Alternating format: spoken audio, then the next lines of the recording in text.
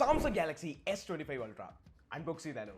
Hi peeps, this is Asif Mohammed and you are watching THANKYOU. നമുക്ക് എന്തായാലും unboxing തകർത്ത് കളയാം. കഴിഞ്ഞ വട്ടത്തെ പോലെ ഒരു സ്ലിം പ്രൊഫൈൽ കീപ്പ് ചെയ്യുന്ന ഒരു ബോക്സിൽ തന്നെയാണ് സാംസങ് ഗാലക്സി S25 Ultra വന്നിരിക്കുന്നത്. കുറച്ചും കൂടി റീസൈക്കിൾഡ് മെറ്റീരിയൽ ഇതിൽ യൂസ് ചെയ്തിട്ടുണ്ടെന്ന് എനിക്ക് പേഴ്സണലി തോന്നി. അൺബോക്സ് ചെയ്യാൻ വേണ്ടി മുകളിലത്തെ താഴത്തെയും ഈ ഒരു സ്ട്രിപ്പ് പീൽ ഓഫ് ചെയ്തു ആൻഡ് തുറക്കുമ്പോഴത്തേക്ക് ടടാ നമ്മുടെ S25 Ultra നമുക്ക് ഇവിടെ കാണാൻ പറ്റും.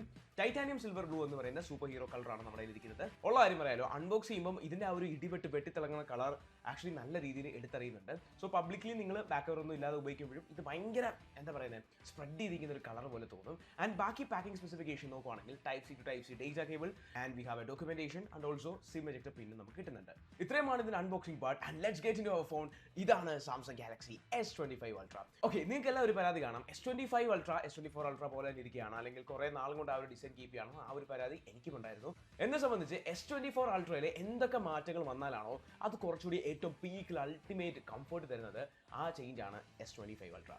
അതെ, കാണാൻ നിങ്ങൾക്ക് സിമിലർ ആയിട്ട് തോന്നുമെങ്കിലും ഇത് കയ്യിൽ പിടിച്ചാൽ മാത്രമേ നിങ്ങൾക്ക് ഇതിന്റെ എഫക്ട് മനസ്സിലാകത്തുള്ളൂ. ഓൾമോസ്റ്റ് 15 to 16 ഗ്രാംസ് വെയിറ്റ് കുറഞ്ഞിട്ടുണ്ട്, 0.4 മില്ലിമീറ്ററോളം തിക്നെസ് കുറഞ്ഞിട്ടുണ്ട്. ആൻഡ് മേജർ പാർട്ട് എന്ന് പറഞ്ഞാൽ ഈ കൂർത്തിരിക്കുന്ന ഈ ഒരു അറ്റം ഉണ്ടല്ലോ S24 Ultrയുടെ, അത് കെയർ ആക്കിയിട്ടുണ്ട്. അതേപോലെ ഈ സൈഡ് എന്ന് പറയുന്നത് S24 Ultra ഉപയോഗിക്കുന്നവർക്ക് അറിയാം ഇങ്ങനെ ഒന്ന് കെയർവ്ഡ് ആയിരുന്നു, അത് കംപ്ലീറ്റ്ലി ഫ്ലാറ്റ് ആക്കി. അതോട് തന്നെ നമ്മുടെ കയ്യിൽ ഒരു വലിയ ഭാരം എന്നുള്ളൊരു തോന്നൽ ഇതിനകത്തില്ല, നല്ല രീതിയിൽ കംഫർട്ടബിൾ ആയിട്ടുണ്ട്. അത് നിങ്ങളിപ്പോൾ ഒരു ബാക്ക് കവറൊക്കെ യൂസ് ചെയ്ത് നടക്കുന്നവരാണെങ്കിൽ ഒരു കാര്യമില്ല, പക്ഷേ ഇതേപോലെ യൂസ് ചെയ്യുന്നവരാണെങ്കിൽ ഡെഫിനറ്റ്ലി ഒരു വലിയ എന്താ പറയുന്ന ഒരു ഭാരം ചുമക്കുന്ന ഒരു തോന്നൽ നിങ്ങൾക്ക് വരത്തില്ല. ഈ ക്യാമറ റിങ് ബ്ലാക്ക് ആക്കിയിട്ടുണ്ട് മൊത്തത്തിൽ, അതുകൊണ്ട് തന്നെ ഇച്ചിരി ബൾജായിട്ടൊക്കെ തോന്നുന്നുണ്ട്. പക്ഷേ ആ ഒരു വ്യത്യാസം മനസ്സിലാക്കും കേട്ടോ, ആകെ കൂടെ ഉള്ള വ്യത്യാസമാണ്, അത് നമുക്ക് മനസ്സിലാകുന്നുണ്ട്. പേഴ്സണലി എനിക്കിത് അത്രയ്ക്ക് ഇഷ്ടപ്പെട്ടിട്ടില്ല, ബട്ട് ഓവറോൾ ഡിസൈൻ കംഫർട്ടബിൾ എന്ന് പറഞ്ഞ ഫാക്ടറുണ്ട്. പിന്നെ ബിൽഡിലെ ഏറ്റവും വലിയ പോസിറ്റീവ് എന്താണെന്ന് പറഞ്ഞു കഴിഞ്ഞാൽ ഗൊറില്ല ഗ്ലാസിന്റെ ആർമർ 2 ആണ് അത് യൂസ് ചെയ്തേക്കുന്നത്. ലാസ്റ്റ് ഇയറിൽ തന്നെ അത്യാവശ്യം നല്ല റീച്ചിട്ട് ടഫ് ആയിട്ടുള്ള ബോഡി ആയിരുന്നു, അതിനേക്കാളും 29% ഇംപ്രൂവ്ഡ് ആയിട്ടുള്ള ബോഡി ആയിരിക്കും ഇതിൽ വരുന്നത്. ആന്റി റിഫ്ലക്റ്റീവ് കോട്ടിംഗ് എന്റെ ഏറ്റവും ഫേവറേറ്റ് പാർട്ട്. ഇത് നിങ്ങൾക്ക് മനസ്സിലാവണമെങ്കിൽ ഈ ഒരു ഫോണും അല്ലെങ്കിൽ വേറെ ഏതെങ്കിലും ഒരു ഫ്ലാഗ്ഷിപ്പ് ഡിവൈസുമായിട്ട് നിങ്ങൾ പബ്ലിക്കിൽ പോയിട്ട് നല്ല മരമൊക്കെ ഉള്ളിടത്ത് നല്ല വെയിലത്ത് പോയി നിൽക്കണം. ബാക്കിയുള്ള ഫോണിനെല്ലാം ആവശ്യമില്ലാത്ത നിഴലും റിഫ്ലക്ഷനും ഒക്കെ എന്തൊക്കെ വരാവോ അതെല്ലാം വരും, പക്ഷേ ഇതിൽ അതിൽ നിന്നെല്ലാം ആ ഒരു റിഫ്ലക്ഷൻ അവോയ്ഡ് ചെയ്തിട്ട് പ്രൊജക്ട് ചെയ്തിരിക്കും.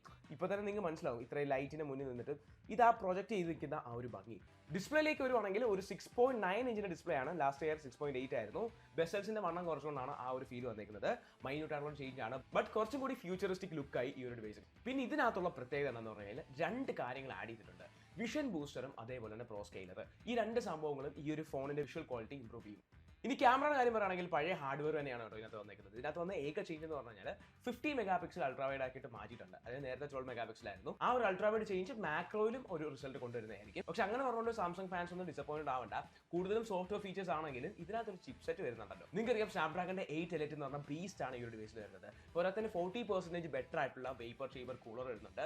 കൂളറിന്റെ ഇമ്പോർട്ടൻസ് എന്താണെന്ന് നിങ്ങൾക്ക് തോന്നുന്നുണ്ടെങ്കിൽ മാക്സിമം പെർഫോമൻസ് കൂടുന്നതനുസരിച്ച് അത് കൂളാവുള്ള സെറ്റപ്പ് കൂടി ഇല്ലെങ്കിൽ ഇന്ന് മര്യാദയ്ക്ക് വർക്ക് ചെയ്യാൻ പറ്റത്തില്ല. ഈ ഒരു ചിപ്സെറ്റ് വരുന്നതുകൊണ്ട് പെർഫോമൻസും കൂടും, അതേപോലെ ഈ ക്യാമറയുടെ പ്രോസസിംഗ് കൂടും, അങ്ങനെ കുറെ അധികം കാര്യങ്ങൾ ഇംപ്രൂവ് ആവും. എനിക്കിനകത്ത് കൊണ്ടുവന്നതിൽ വൺ ഓഫ് ദ എടുത്തു വരേണ്ട കാര്യം ഗാലക്സി ലോഗിൽ നമുക്ക് വീഡിയോസ് ഷൂട്ട് ചെയ്യാൻ പറ്റും. ആസ് എ വീഡിയോഗ്രാഫർ നമുക്ക് കുറച്ചും കൂടി ഒരു നെക്സ്റ്റ് ലെവൽ എന്താ പറയുന്നത് എക്സ്പെരിമെന്റ് ചെയ്യാൻ പറ്റുന്ന കാര്യങ്ങൾ ഇതിനകത്തുണ്ട്. അതേ ലോഗിൽ തന്നെ ഷൂട്ട് ചെയ്ത് നമുക്ക് ഇമ്മീഡിയറ്റ് ആയിട്ട് അപ്പോൾ തന്നെ നമുക്ക് കുറെ അധികം ലഡ്സും ഇതിനകത്ത് വരുന്നുണ്ട്. സോ വീഡിയോഗ്രാഫി കുറച്ചും കൂടി ഇംപ്രൂവ് ആവും. ഇതേ വീഡിയോയിൽ 10-bit HDR വീഡിയോസ് നമുക്ക് റെക്കോർഡ് ചെയ്യാൻ പറ്റും. അതേപോലെ വിർച്വൽ അപ്പേർച്ചർ എന്നുള്ള ഫീച്ചർ ഉണ്ട്, നമുക്ക് DSLR ലൈക്ക് ഫീൽ അല്ലെങ്കിൽ അഡ്ജസ്റ്റ്മെന്റ് ഫീൽസ് ഒക്കെ നമുക്ക് ഇതിനകത്ത് കിട്ടും. പിന്നെ ഞാൻ പറഞ്ഞ പോലെ പെർഫോമൻസ്, നമുക്കൊരു പീക്ക് പെർഫോമൻസ് തന്നെ ഈ ഒരു ഡിവൈസിൽ നിന്ന് എക്സ്പെക്ട് ചെയ്യാം.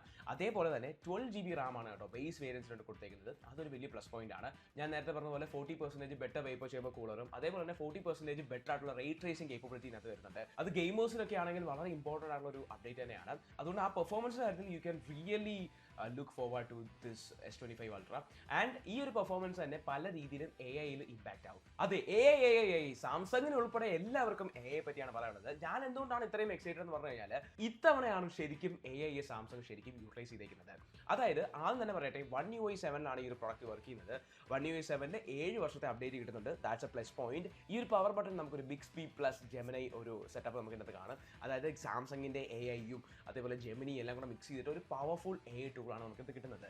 ഈ എൻറ്റയർ S25 Ultra പ്രൊഡക്ടിവിറ്റിക്ക് പറ്റിയ ഏറ്റവും ബെസ്റ്റ് സ്മാർട്ട് ഫോൺ ആണ് ഈ കൊല്ലത്തെ. NLP മൊത്തത്തിൽ യൂട്ടിലൈസ് ചെയ്തിട്ടുണ്ട്. NLP എന്ന് പറഞ്ഞാൽ നാച്ചുറൽ ലാംഗ്വേജ് പ്രോസസിംഗ് ആണ്. ഈ NLP AI ഒരു സബ് ബ്രാഞ്ച് അല്ലെങ്കിൽ AI റിലേറ്റഡ് ആയിട്ടുള്ള ടോപ്പിക്കാണ്.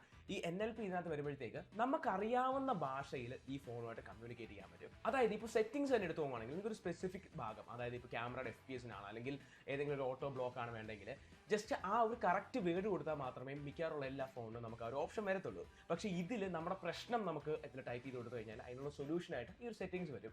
അതുപോലെ തന്നെ ത്രൂ ഔട്ടായിട്ട് നിങ്ങൾക്ക് ഈ ഒരു ഫോണുമായിട്ട് നിങ്ങൾക്ക് ഫോൺ അറിയാവുന്ന ഭാഷയിൽ സംസാരിച്ച് കഴിഞ്ഞാൽ ഈ ഫോൺ അത് മനസ്സിലാവും. കാരണം NLP യൂട്ടിലൈസേഷൻ മൊത്തത്തിൽ നടന്നിട്ടുണ്ട്. പിന്നെ എടുത്തു പറയുന്ന കാര്യം ക്രോസ് ആപ്പ് ആക്ഷൻ ആണ്.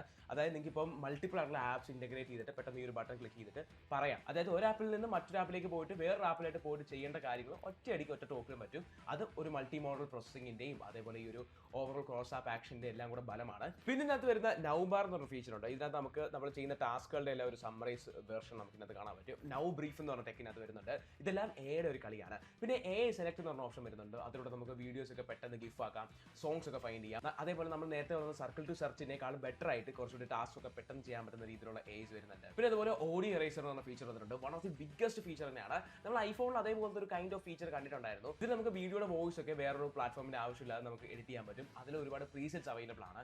അതേപോലെ ഒരുപാട് എസ് നമുക്ക് ഇതിനകത്ത് അവൈലബിൾ ആണ്. സോ ഫസ്റ്റ് ഇംപ്രഷനിന്റെ കൺക്ലൂഷൻ എന്ന് പറഞ്ഞു കഴിഞ്ഞാൽ S25 അൾട്ര അടിപൊളി ഒരു ഫോൺ തന്നെയാണ്. ബട്ട് പാരലലി S24 അൾട്രയിൽ ഏകദേശം ഇതിന്റെ ഏറെക്കുറെ AI ഫീച്ചേഴ്സ് അപ്ഗ്രേഡ് ചെയ്താൽ കിട്ടുന്നുണ്ട്. ആ ഒരു കാര്യത്തിൽ S24 അൾട്ര ഉള്ളവർക്ക് അതിൽ തന്നെ സ്റ്റിക്ക് ഓൺ ചെയ്യാവുന്നതേ ഉള്ളൂ. പക്ഷേ നിങ്ങളൊരു ഫോൺ നോക്കുവാണെങ്കിൽ തീർച്ചയായിട്ടും ഈ ഒരു ഫോൺ വാങ്ങിക്കഴിഞ്ഞാൽ ഈ പറയുന്ന കുറേ അധികം ഫീച്ചേഴ്സ് നിങ്ങൾക്ക് എൻജോയ് ചെയ്യാൻ പറ്റും. പിന്നെ വേറൊരു കാര്യം, ചാനൽ ആദ്യമായിട്ട് കാണുന്നതിലേക്ക് സബ്സ്ക്രൈബ് ചെയ്ത് കഴിഞ്ഞാൽ ഇതിന്റെ ക്വാളിറ്റി ടെക് കണ്ടന്റ്സ് നിങ്ങൾക്ക് കണ്ടുകൊണ്ടിരിക്കാം.